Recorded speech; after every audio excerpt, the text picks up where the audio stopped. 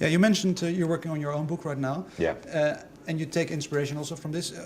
Is there certain things maybe from from what we just talked about that make it true? Is maybe, for example, an old president or an actual president right now transferred into another character in your book? No, not really. I mean, it's more about honestly, it's about the paranormal, my experiences with ghosts and whatnot, and trying to, kind of being on the fence, where I'm this devout atheist, and yet through all the experiences, I have this deep belief in ghosts and whatnot, and how can I be one and not the other, and yet still be one of these quote unquote skeptics. It's one of those things that you got to kind of have to find the balance in, and that's one of the reasons why I'm writing this book, sharing some of the stories that I've been through and some of the places that I've lived, the places that I've stayed, and also, talking about all the friends who I've talked to who've had experiences like that, Is that also in your comic book, or because No, the comic book actually follows the short story for the albums, The House of Golden Bones Part 1 and 2. Yeah. But is there maybe a certain way of these things that also, because we have only 5 minutes, we maybe have to talk a little bit about the music? Yes, yes. Sorry. Is there a certain maybe for your comic book and the story for maybe your recent album and the one that will come out soon? Yeah. I mean, that's essentially what it is. I mean, what I've done is I'm adapting the short story to a 4-issue miniseries that I'm releasing through Dark Horse. It's pretty exciting. Like, I'm really, really stoked about it. Because you get the music, which is the it's the musical side of it, and then you have the short story, which is the literal, and then you'll have the comic, which is the visual. So you'll be getting 3 different levels to this story, and hopefully lead that towards something very grandiose, like 2 movies, which is essentially my plan, if I can get it together. Yeah, because this ambition, where do you get this energy from that you manage to maybe have this big ambition and think big? I'm kind of like Heath Ledger's Joker in a weird way, where it's like I think of things, I just do it, I mean, I don't sweat the details before it's an issue. I just think of things and I'm like, we should try this. We should do this, and I'm surrounded by people who encourage me to do that. And that's important. If you have that kind of energy around you already, you can accomplish anything, there's no.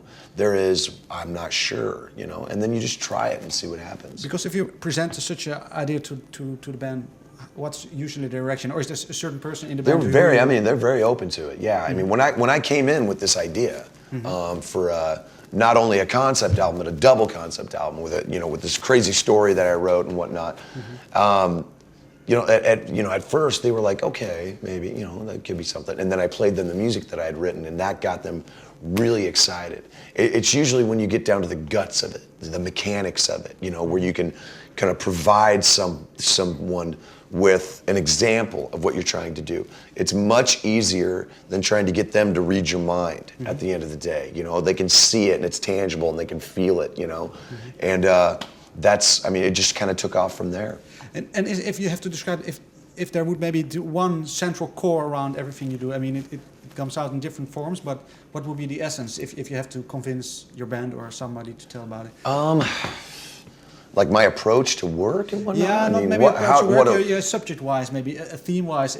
I don't really, I don't really, I just kind of let it, I just follow my instincts, really, I mean, it's not, I don't have an agenda, and I think that's why my tastes are so varied and my ideas are so different.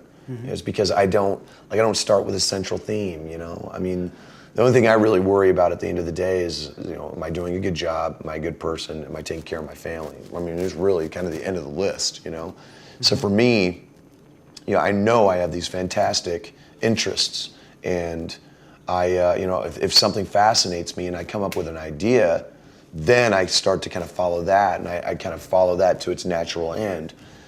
But I don't try to force it. Does it stay natural? Yeah, of course. I mean, you can't have this kind of energy if it's not natural. For me, if you try to force the issue, that's when it becomes complacent and boring. No, because maybe now it stretches over such a long period of time that maybe it's harder to maintain that energy. Or... No, not really. If you follow that energy, instead of trying to force that energy, that kind of creativity will always come to you. That inspiration will always come to you, you know? And I think that's why I've been able to stay where I'm at. That's why I feel like I'm always achieving more and more, is because I don't do it because I need it. I do it because I want to, you know? And I think that's the real difference, you know? I mean, I wear my love for music right on my sleeve, and I don't make any bones about it. And I also am not afraid to kind of, you know, point a finger at someone who I think is just taking advantage of a fan base. But do you expect the similar amount of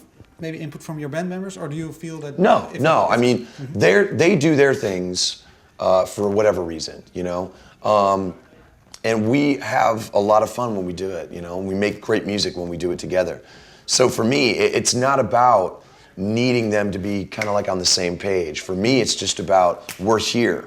You're here for whatever reason you are, and I'm here for my reason. Let's make the best music what we can.